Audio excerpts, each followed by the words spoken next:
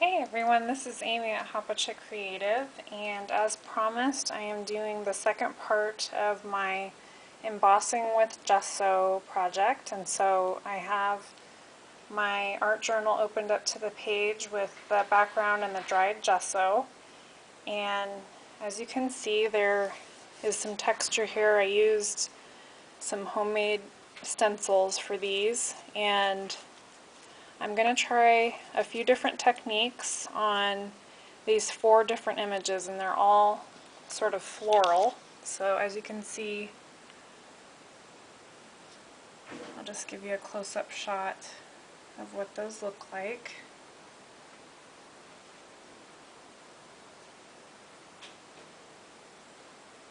And I had already gessoed the page before I had placed the additional embossing gesso over the top, and I mentioned in the last video that I had used some spray mists and gelatos and a baby wipe to create the color and texture that you see underneath the stencil gesso. Okay, so I'm just going to get this set back up so we're ready to try out these different little techniques. So I've seen quite a few different techniques used with stenciled gesso, and I wrote out a list of some of the things I wanted to try, and I'm only going to be trying 4 techniques since there are 4 different shapes here on the page, but some of the other ideas I may use in a future video. So spray mist, diluted acrylic paint, Pearl-Ex powders, embossing powder, distress inks, UT, a stamped background, and then I thought of this Wow embossing pen that I got on Joann's online. This is a great little pen. I wanted to be able to write and be able to emboss over written letters and also be able to draw shapes and things like that. And this is really nice for any kind of detailed embossing that you want to do. It would also work nicely, you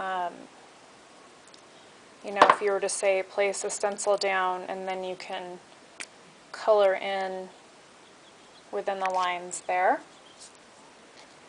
So I'm going to use the Wow embossing pen first, and I have some Stampendous light blue embossing powder here. This is from their Scenic collection, and because I want to get as much powder on the gesso as I can, I'm going to do one little part at a time, because obviously the embossing ink is going to dry fairly fast. So I'm going to draw and powder.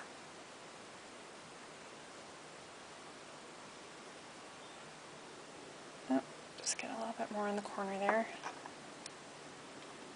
And just going around the outline of this shape.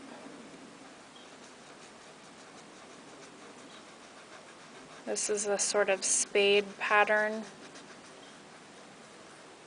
and I mentioned it in my last video that I think it was inspired by Alice in Wonderland. I love that story, and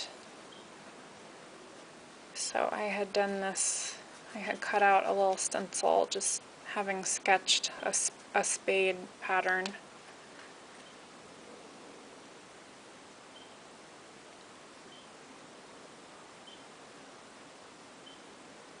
Okay.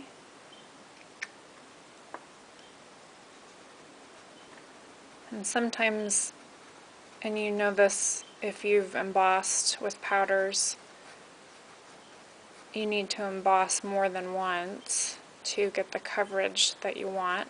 So we'll see how much coverage goes in the first round. I'm really being liberal with the ink because I definitely want the powder to stick.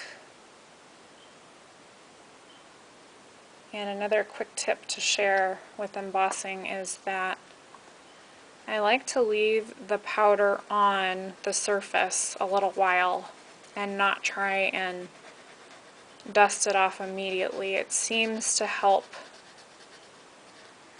the embossing powder stick a little bit better to the page. So the areas that I already did, I'm fine with leaving them that way because I do think it helps seal them to the page a little bit better so that they're ready to be heated.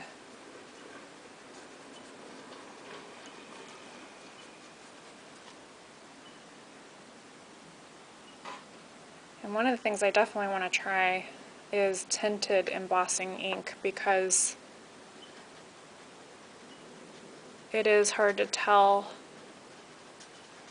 where you've put ink down sometimes, and so it'd be nice to be able to really see where the ink went down. If you shine a light on it directly, it helps.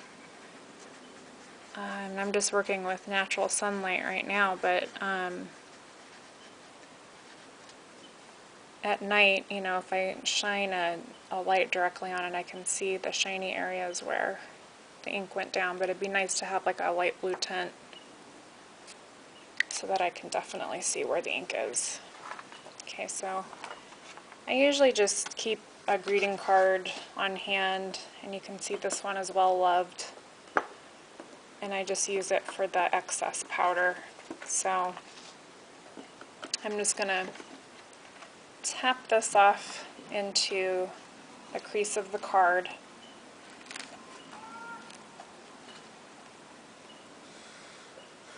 Give it a little blow. And then I use this little Sukaniko stipple brush to brush away any excess powder, and being careful not to get into the pattern itself. So the first run with this powder went pretty well. I'm going to keep the extra powder in the card in case I decide to do another layer.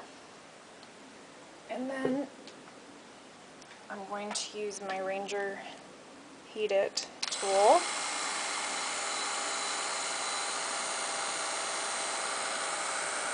And I'll angle that a little so that you can see the embossing.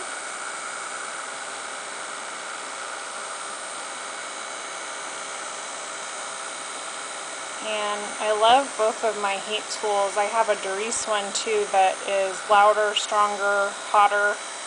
This one's great for embossing because it doesn't blow the powder off, and it's less noisy, but it still gets the job done.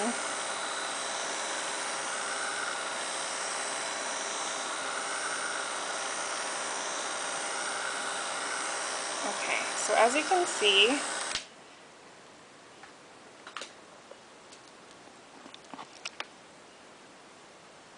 the embossing powder has some little gaps in it. I can choose to leave it that way and have it look sort of distressed, or I can go over it again with another layer. And I think I'm going to leave it the way it is for right now. I may change my mind later, but I like the way that looks. So next I'm going to work on this little rosebud in the bottom right corner. Just going to quickly pour my powder back into its little container. And I think embossing powders are such an economical product because most of it really doesn't get used, and most of it ends up being excess and going right back in its little pot.